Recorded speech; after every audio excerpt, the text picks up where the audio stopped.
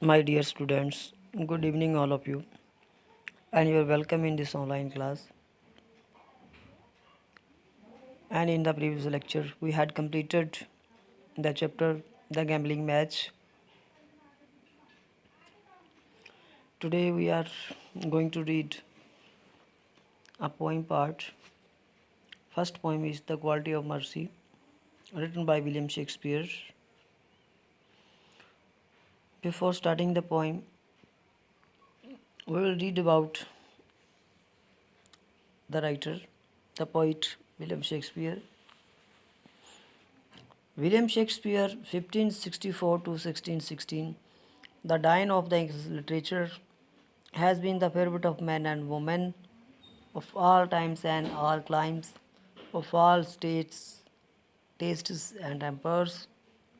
He has been called merit minded and possessor of an experiencing and highly imaginative mind. A poet and dramatist of a very high order,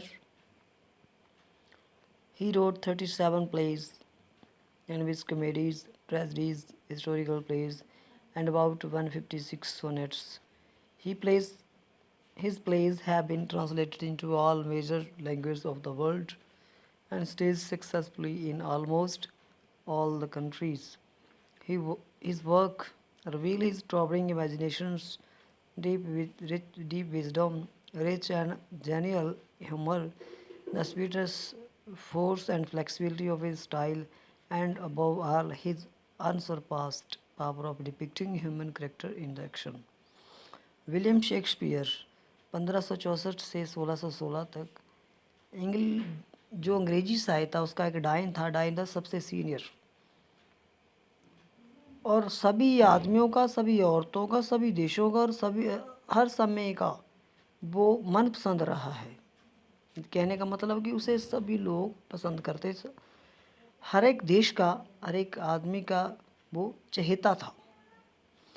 उसे married minded भी कहा गया है, जिसके अनेका दिमाग हों, और वो एक तजर्बे वाले और हाईली उच्च काल्पनिक माइंड का क्या था, वो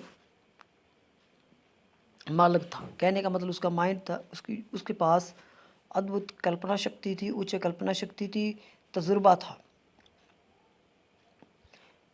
वह उच्च दर्जे का, उसके पास एक उच्च दर्जे का पोइट और नाटककार था। उच्च दर्जे का पोइट और नाटककार था। उसने 37 प्ले, जिसमें कॉमेडीज, ट्रेजेडीज, हिस्टोरियन प्लेज, जिसमें हास्यरस, दुखांतक और ऐतिहासिक नाटक शामिल थे, और लगभग 156 उसने सोनेट्स लिखी। सोनेट का मतलब होता है 14 पंक्तियों की एक पोइम। उसके पोइम दुनिया की मुख्य भाषाओं में अनुवादित किए गए, उनका अनुवाद किया गया, दुनिया की मुख्य भाषाओं में उनका अनुवाद किया गया, और लगभग सभी कंट्रियों में स्टेजों पर सफलतापूर्वक खेले गए। उसका काम है, उसकी एक उच्च काल्पनिक शक्ति, डीप विजडम, गहरी सोच, बुद्धि, rich and genial humour, genial प्रसन्नतापूर्ण, एक प्रभावपूर्ण ह्यूमर, स्वीटनेस, मिठास, फोर्स, बल, फ्लेक्सिबिलिटी, लचक, उसके स्टाइल की सबसे ऊपर जो उसकी पात्र को व्यक्त करने की पावर है, उसको व्यक्त करता है। अनसरपास्ट, जिसका कोई मुकाबला ना हो सके। जो उसका काम है, उसके स्टाइल को, उसकी उच्च इमेजिनेशन शक्ति को, ठीक है, उसकी स्पीडनेस, फ्लेक्सिबिलिटी, और सबसे ऊपर पात्र को व्यक्त करने का जो ढंग है, तरीका है, जो पावर है, उसको वो व्यक्त करता है। उसका जो काम है। अब पोएम की बात करें, कविता की बात करें, क्वालिटी ऑफ मर्सी, दया का गुण, is an extract from Shakespeare से famous comedy the merchant of Venice. Antonio and Bassanio are two close friends. In order to help Bassanio try his luck at lottery of caskets devised for the marriage of a beautiful accomplished girl named Portia by his father, Antonio borrows 3,000 ducats from a cruel Jew named Shylock. He is made to sign a strange bond which enjoins upon the latter to cut off a pound of flesh from any part of Antonio's body in case he fails to repay the debt by the stipulated date. Antonio suffers losses in business which render him incapable of paying debt. Consequently, he is made to appear in the court where Shylock is sharpening his knife to teach the Christian merchant the lesson of life. Bassanio has in the meantime won over Portia, who in disguise plays the part of a liar. She accepts Yuse's right to a pound of flesh but calls upon him to show mercy. The devilish Jew asks Portia why she should show mercy to Antonio. On what compulsion must I? He retorts. In reply, Portia speaks out the lines that forms this extract, which is at once persuasive and evocative in its rhetorical thrust. Quality of mercy ये उस play का अंश है जो Shakespeare ने 1598 में लिखा था, जिसका नाम था मर्चेंट ऑफ वेनिस। इसमें एंटोनियो और बसोनियो दो मित्र होते हैं।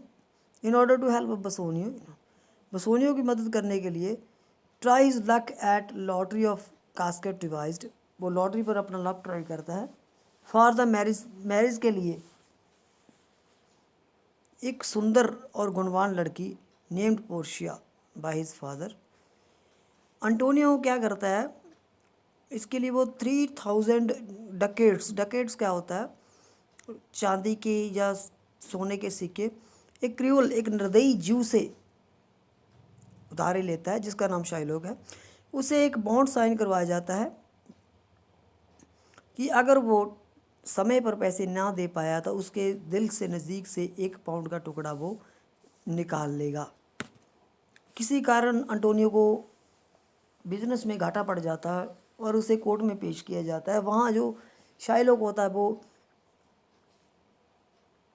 चाकू को शार्प कर रहा होता है, उसको तीखा कर रहा होता है ताकि उसका मांस निकाल सके। वहाँ पोर्शिया आ जाती है, बसोनियो वहाँ होता है और वो उसे मांस निकालने की इजाज़त दे देती है, लायर का प्ले रोल अदा करती है। लेकिन बाद में वो उसे कहती है कि तुम उस पर दया करो। तो वो शाइलोक कहता मैं उस पर दया क्यों करूं? तो तब वो कुछ लाइनें उच्चारण करती है, कुछ लाइनें कहती है जो कविता का रूप थी। तो वो लाइनें क्या थी? Let us read. The quality of mercy is not स्ट्रेंड,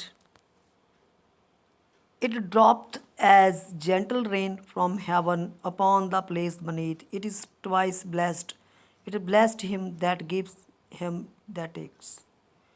वो कहती है कि तुम उस पर दया करो। वो कहता है भी मैं दया क्यों करूं? तब वो कहती है कि जो दया होती है, जो दया का गुण होता है, वो स्ट्रेन नहीं होता, वो तनाव में नहीं होता। दया के गुण में तनाव नहीं होता। कहने का मतलब हम जब किसी पर दया करते हैं, हम किसी के तनाव में किसी तनाव में आकर या किसी के दबाव में आकर हम दया नहीं करते। ये अपने आप मन से उठती है।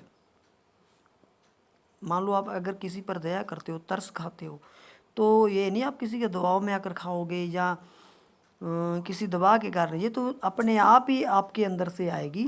जैसे कि आकाश से जो बारिश की बूंदें गिरती हैं बादलों में से, वैसे ही अपॉन द प्लेस बनीथ, जैसे कि नीचे जो नीचे वाली चीज़ें उन पर गिरती है।